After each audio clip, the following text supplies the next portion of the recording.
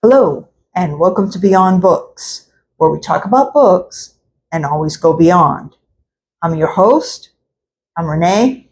I've got the co-host here. Sorry you can't see her with this setup that I have, but I'll make sure I get some video of her at the end of this episode. So, in the meantime, we are here because it is Monday, and it's my favorite day. Why? Well, this is the day that they put out new things at the Goodwill. And so generally on a Monday, the bookshelves are very well stocked, and it makes for lots of fun shopping. So you just never know what you're going to run into. And today was an especially good day. I don't usually run into as many gems as what I did today. So let's get going and talk about it. Right off the bat, I saw this and I grabbed it for $1. This is an S.A. Cosby novel, Blacktop, Wasteland. This is about a getaway driver who has converted to the straight and narrow after having been in prison for some time to pay for his crimes. However, in this book, he's pulled back into the crime life when he has an opportunity for a big jewelry heist.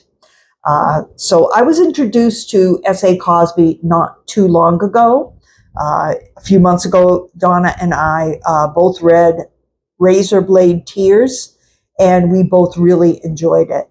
I have a full review on my channel that she and I videoed together, and so I'll put a link to that in the description box. Next, I got this book. It is called A Place to Stand. The author is Jimmy Santiago Baca. It has this beautiful sepia-toned photo on the cover. This is a New Mexican writer. If you've never heard of him, he's a poet, and this is his memoir. He's from Santa Fe. I used to live in New Mexico, so yeah, I'm familiar with his poetry, and I will be really interested in reading this. The book's a bit beat up, but it was only $1, so I was not going to leave that behind. Next is a novel by Fredrik Backman. My grandmother asked me to tell you she's sorry. Mr. Backman always has these interesting titles and very distinctive covers. I've never heard of this one. However, again, I'm a recent now fan of Fredrik Backman. I read my first book from him just a couple of months ago. I buddy read A Man Called Uva with Ellen of Ellen Made Book Club. And we both read this book and made videos where we answered the same questions about the book from viewers. And I'll link both our videos below. Now, this book, I guess in some ways, is kind of similar to A Man Called Uva in that it's about being different. And so this time there's an older female character and her granddaughter. Those are kind of the main characters in the story. So, again, perfect condition, $1. The next book I'm really looking forward to. I think it's going to be awesome. And that is this one, It Called to Me from the Shelf. It wasn't one I had heard of previously. But it is called Madhouse at the End of the Earth by Julian Sancton. And this is a nonfiction book. It is about a trip which occurred in 1897 to Antarctica, where the ship gets stuck in the ice and the crew are forced to survive on their own for several months in the dark until the ice melts. And apparently, even then, they really can't shake themselves loose. They have issues with a mysterious illness that can't be treated, in addition to the usual scurvy and other health problems as well. All that gothic, gruesome entertainment for only $1. Up next is a book that I almost read several times, but never seemed to get around to it, even though it always interested me. And that is a book called She's Come Undone by Wally Lamb. This is a contemporary novel, came out in 1992. I'm not sure really how to explain this book so that it doesn't sound kind of silly and shallow. But I'm sure it's neither one of those things, actually. It is about a young girl who goes down a rabbit hole of overeating, hanging out, not caring for herself, watching TV, etc. And then how she turns herself around. I don't want to give the impression that it's just about weight, because I don't think that it is. It's about more how she feels about herself and her own self-esteem. So in that way, it's a female coming-of-age story. It was written by a male author, Wally Lamb, but people say that he has really perfected the female voice. So it'll be interesting to read that one. And again, for the low, low price of only $1, and it is in absolutely perfect condition. So lastly, I have 2 hardcover books. Let's start with this one. It is called Black Boy by Richard Wright. Now, when I picked this up, I thought, oh, wow, this would be nice because it's an autobiography by a Black male author. And I've read many books lately by Black female authors that are autobiographies or at least contain a lot of autobiographical elements. And I thought, well, maybe it's time I read something from the male experience. But then, of course, I realized, well, that one's probably a banned book also.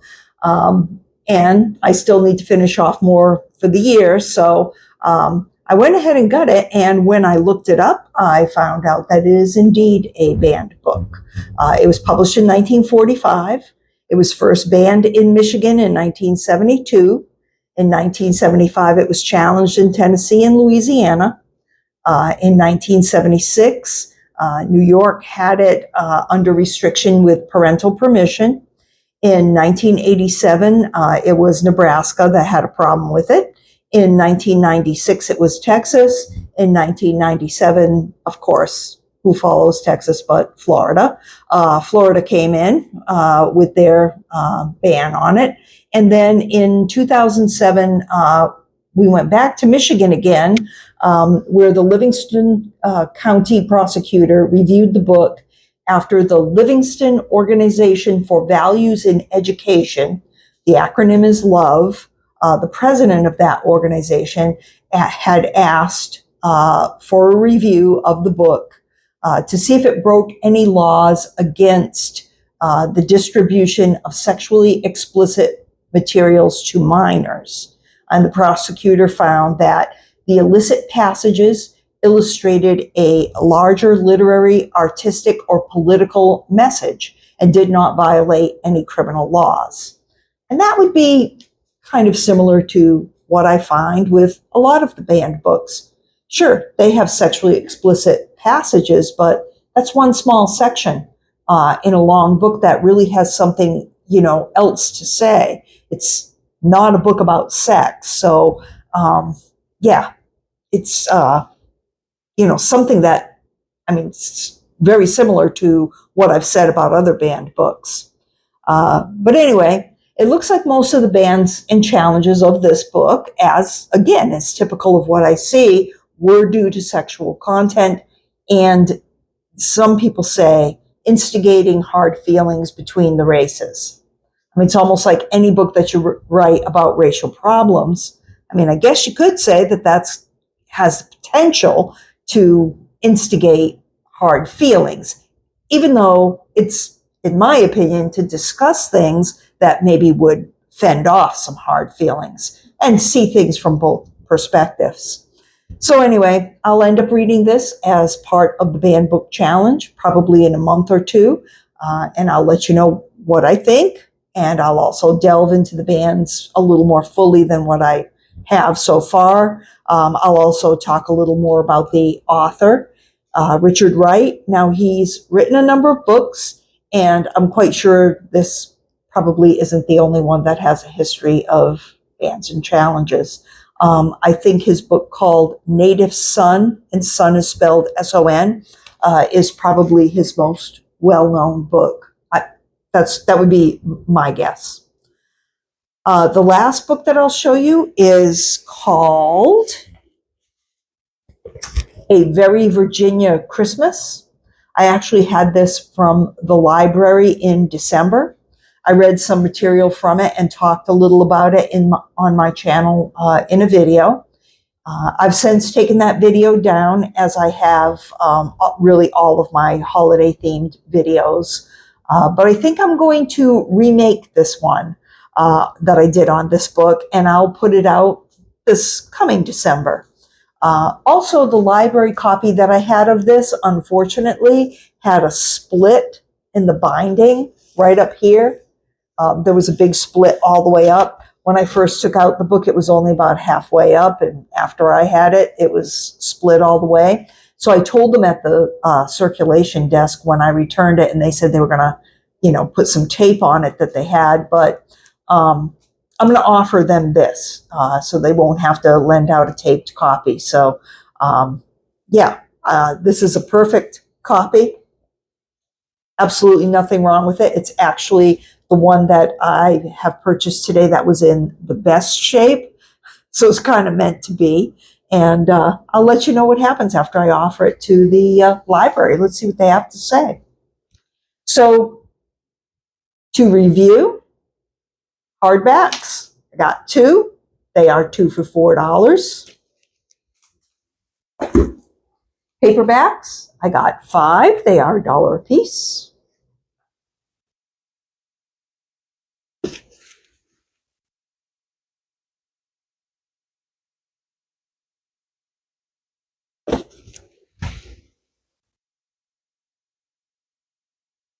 So altogether, that comes to $9 with tax and with a donation to the Goodwill. I ended up giving them $10 for the 7 books, which I think is an excellent bargain. So, and all of them I think are very interesting. They all have something about them that really called to me. So, looking forward to getting into that pile. Now, if you have some time, I am going to plant some sunflower microgreens. So I'm going to video that, and I'll show you the co-host. And that will wrap up this video. So if you have a minute to watch the micros, come on along. Okay, so as promised, here's Raina, the co-host. Raina, sit. Good girl. What a good girl. So there she is. She's just been munching away throughout this whole video so far. So I'm going to get you set up on the counter here so we can see these micros. All right, so here is the Aerogarden. It's all filled with water. We don't need any nutrients for microgreens. All the nutrition that the plant needs to get at least sprouted is contained within the seed. Plants only need nutrition when they're, growing larger. So we're only going to let these grow about an inch like we do with all other microgreens. They are a little bit thicker. The leaves are a little bit thicker, so you'll see that hopefully if they sprout. So we got our little microgreen adaptation here. Let's put our these are the things they grow on, little growth medium here. Put that in place. And now, the seeds, what I've done with them is, because these are larger seeds, and they're sunflower seeds, kind of like the kind you would eat or give to a bird. These are them here. This is the name of the company, So Wright. Came in a package with all different kinds. Let me grab a spoon here, and I'm going to spread those out.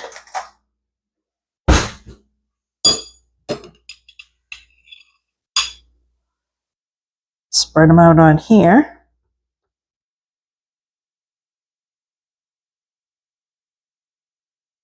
Now what we want to do is, just like any other micro, we want a lot of seeds, and they can kind of be up against each other, but they can't really be on top of each other. You want to leave enough space.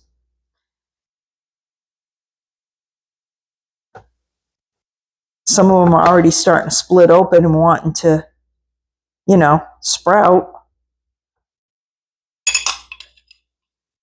This is about, I think it's a little more than half a cup of seeds, which seems like a lot, but it's really not.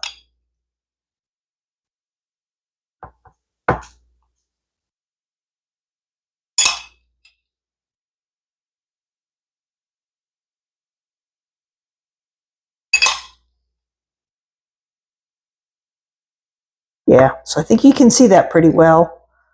You want them spread out, but not on top of each other. Doesn't matter if you get some of the water that's in here. It's just gonna go through into the reservoir and just circulate with the rest. Because now the pump will go on for 5 minutes every hour, and it'll just soak the seeds. Then I'll let them drain, go on again for 5 minutes the next hour. That's how it keeps the seeds continuously wet so that they'll grow. The broccoli microgreens that I just grew, hopefully you saw them. If not, take a look. I do have a video on them, and yeah, they came out super. So there's a couple more seeds in here. Might as well get them all in there somewhere.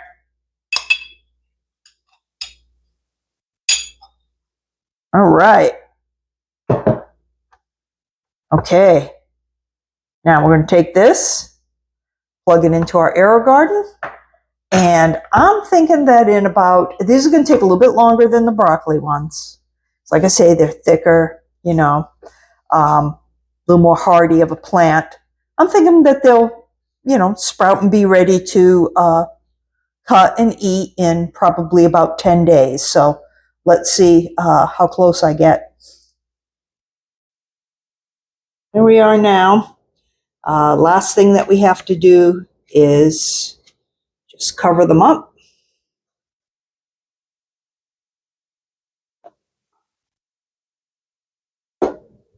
Now, when they grow big enough that they start touching the edges of these covers, then we can take the cover off.